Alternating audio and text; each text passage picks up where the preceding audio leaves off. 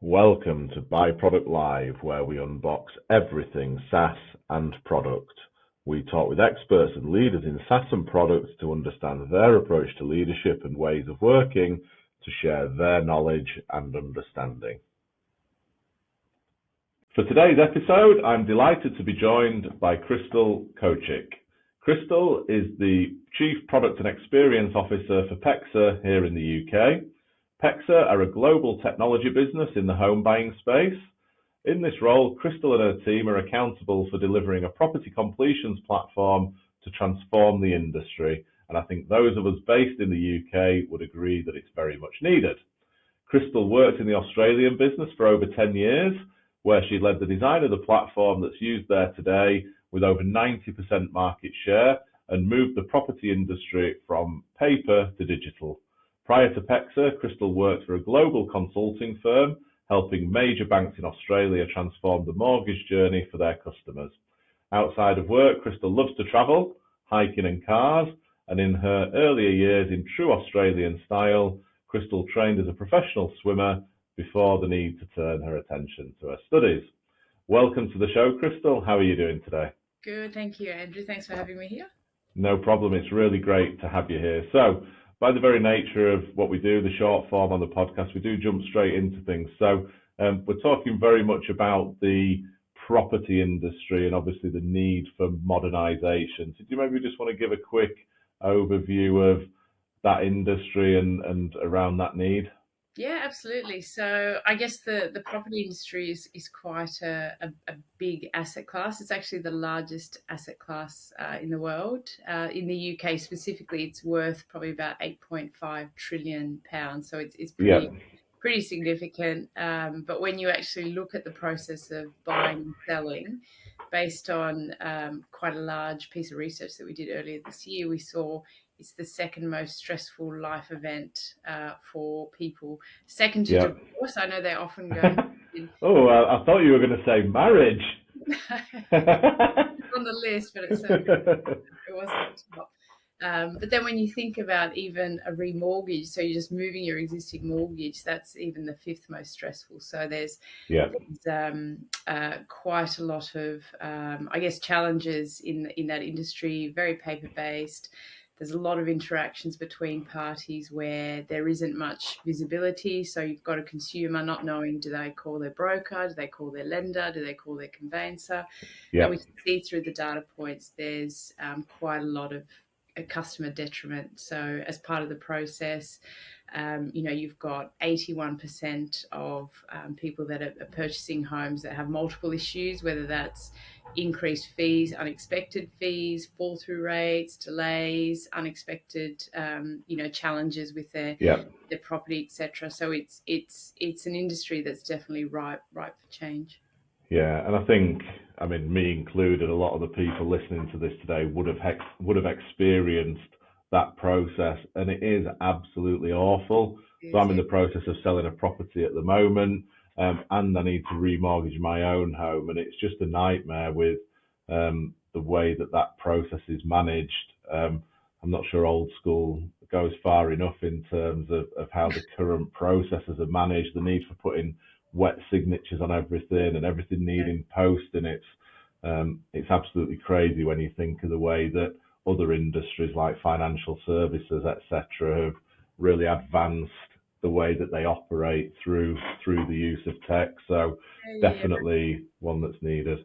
And I think people's expectations are changing quite a lot as well. So with kind of, the tech boom and, so many things being digitized, you can track your parcel, you can, you've got visibility of what's going on.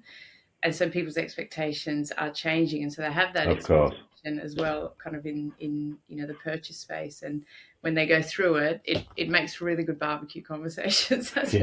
Yeah, definitely. And interestingly, because of the big market share, obviously, that PEXA has in Australia, what's the difference in terms of the effect on transaction time if you were going to compare Australia and the UK?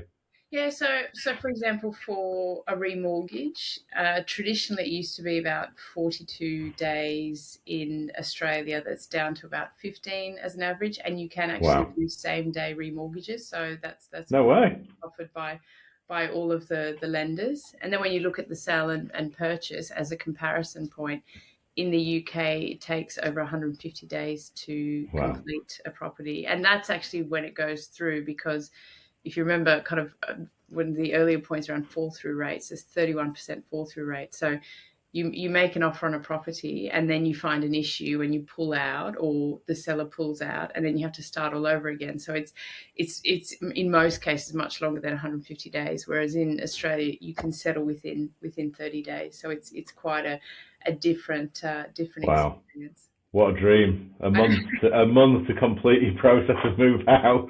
And then it would just make the market so much more buoyant as well, and Yeah. you wouldn't dread the thought of selling your house for several years Yeah. before you actually do it. You would just get on with it.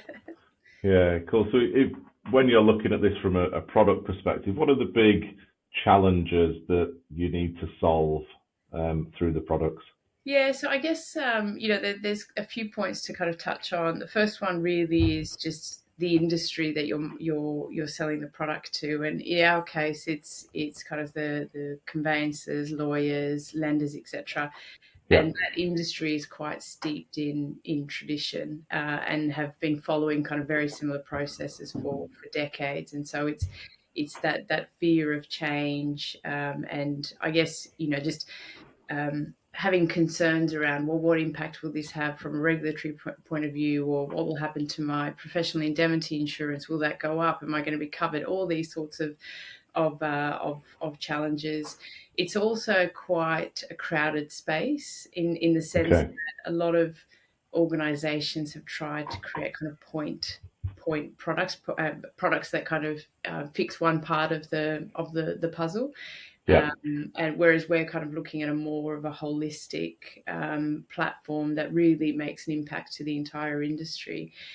So there's the fatigue, I guess, from conveyancers as well. Of, Yeah. oh, great, it's just another company that's coming to sell the product. And I guess over COVID as well, we saw, I guess, an acceleration of uptake of digital products, or trying to Of course. automate quite average processes. So, the fact that you've automated a CSV file doesn't mean you've got the best outcome. But trying to I guess sell a platform that you might have part of the problem solved, but not entirely. It's kind of a bit hacky. Yeah. Has been a challenge as well, and I think it's really important from our perspective, from product perspective, is really around kind of winning hearts and minds and kind of alleviating those concerns, like the PI insurance, for example. Actually going to the insurance brokers, talking through the propositions, seeing what value they see, and actually being able to kind of help kind of support the conversations with the conveyancing community, how we are Yeah. actually supporting their journey, and we already have Of solved course. these problems and concerns that they've Yeah. had. Because I would imagine by the nature of the industry and the people involved, there's quite a bit of resistance to change and using tech. And I guess a phrase you've probably heard a lot over the years is, "Well, we've always done it like this, and it's fine," from the conveyancer's side. Yeah, absolutely. And it's the exact I guess challenge that we faced in Australia, and it was 10 years earlier, 15 years earlier, where the questions that we were being asked was, well, what happens if the internet goes down? It doesn't mean your Wi-Fi goes down, but the question was like the entire internet infrastructure goes down. So it's kind of the sentiments are similar in terms of some of the concerns, but fortunately we've kind of moved forward a bit in terms of the acceptance of Yeah. technology as being kind of the way forward. Cool. So when you're looking at these challenges, what's the approach that you've taken in order to try and overcome them? Well, I think because we're trying to make such a mark in the industry, it's quite significant transformation. It's trying to kind of launch a platform, launch a product that proves the value early on. And when we're Yeah. talking about kind of prioritization, which is always the hot topic in product delivery, Yeah. that's kind of been our focus around, well, what are those those really significant challenges in the market that we can solve through a truly innovative way, Yeah. and actually launch that in the market and start with easier transactions. So in our case, we are starting with remortgages first and then building out the sale and purchase journey. And ultimately, the aim is to bring parties together into a platform so they've got full visibility, what tasks are going on, you've got the same piece of information, the same data, know who needs to do what, and actually accelerate that process. We also, I think one of the key things as well for us is really taking the industry on the journey. So Yeah. how do you create customer forums, take insights from them, and actually loop back and prove to those customers that you've taken those insights and you've actually done something meaningful with it. And the other part as well, kind of broadening that out for us, has been engaging various parts of the industry. So not just the conveyancers, the lawyers who use the Yeah. platform, but the land registry, HMLR, will hugely benefit from the output, the quality of data, as part of Yeah. our platform, engaging with the peak bodies, the regulators, etc., to build advocacy and support for the change. And you start seeing them then kind of speaking to their members about, the positive change that we're looking to make. Yeah. So I guess And it's I, a combination of winning hearts and minds and just making sure you're really listening to your customers and proving yeah. that you are actually And I making guess it better. it's a kind of industry where if you win the hearts and minds of a small group and then they become the champions of your product, then that's then going to create interest, and then you would hope then the demand from people who might be resistant to that change. Yeah, absolutely. And it was actually a very nice thing that we saw in Australia was that so in the transaction, you would have the buyer's solicitor and the seller's solicitor. And if you Yeah. had a buyer's solicitor who wanted to use PEXA, but the seller's solicitor wasn't on there, Ah, then yeah. call the seller's solicitor and convince them about the benefits of PEXA. And it actually started building out that way around the advocacy across the I was conveyance. just going to say that's a really good point actually, because they almost then become indirectly salespeople for you, Yeah, because no, it was, because it's so obviously hard to penetrate a market generally. But if you've got the one side of that process yes, using the product and are able to tell other people how great it is, then yeah. it obviously then helps you with market engagement and market penetration. Absolutely. And I think that the more people you have using the platform, so the more two sides that you can get, in that one transaction, and kind of building that out for the rest of the industry, the better in terms of the benefits that everyone can realise. So. Yeah. And interestingly, have you seen any big differences between the UK and the Australian markets, or are the challenges all very similar? I guess maybe cultural and attitude differences, or was everybody as frustrated in Australia as they are here?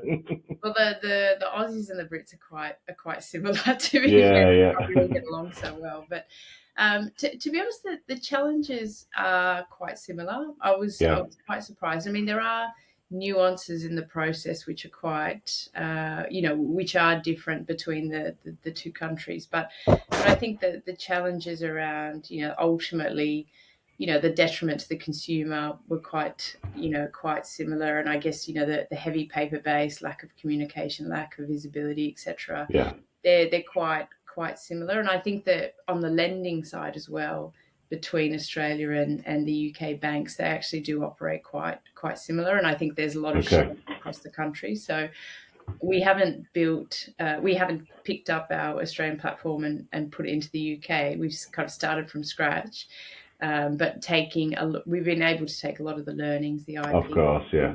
from Australia, and they resonate here in the UK. But of course, building, something that's fit for purpose for the UK. Cool. So let's start and wrap things up. And what we always like to do is give our listeners three key takeaways. And so when we're looking at changing a market that's maybe resistant to that change and the things that we've talked about, what are the three key takeaways you would give to people listening today? Yeah, so I guess think about what good looks like. So where does the industry want to get to, and you will get plenty of feedback on that. So we're kind of quite clear in terms of where they see the end vision. And I think when you're thinking about the solution and the platform and the features, kind of anchoring towards that end state, and sometimes it's quite a big change, but ultimately you have to kind of get to that point and bring people on the journey.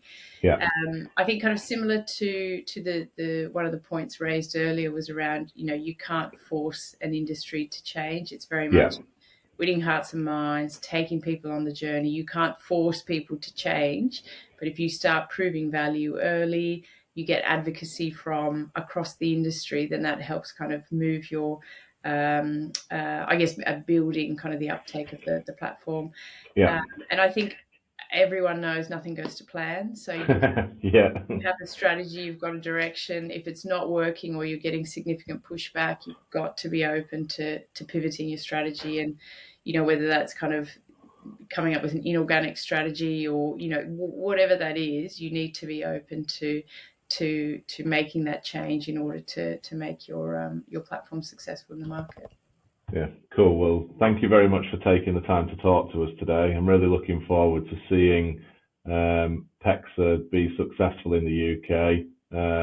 Because if I need to buy and sell a house in future from a purely selfish perspective, I want it to be as easy as possible. But it's been really great to talk to you today. Thank you very much. Thanks, Andrew. Bye. Bye. Thank you for listening today. We hope that you found the byProduct Live podcast valuable, useful, and informative. You can subscribe on all major podcast platforms, including Apple, Spotify, and also YouTube. If you have the time, we'd love for you to leave us a positive review. As a new podcast, this would really help us out. We'll hope to see you soon on the next episode, and thank you again.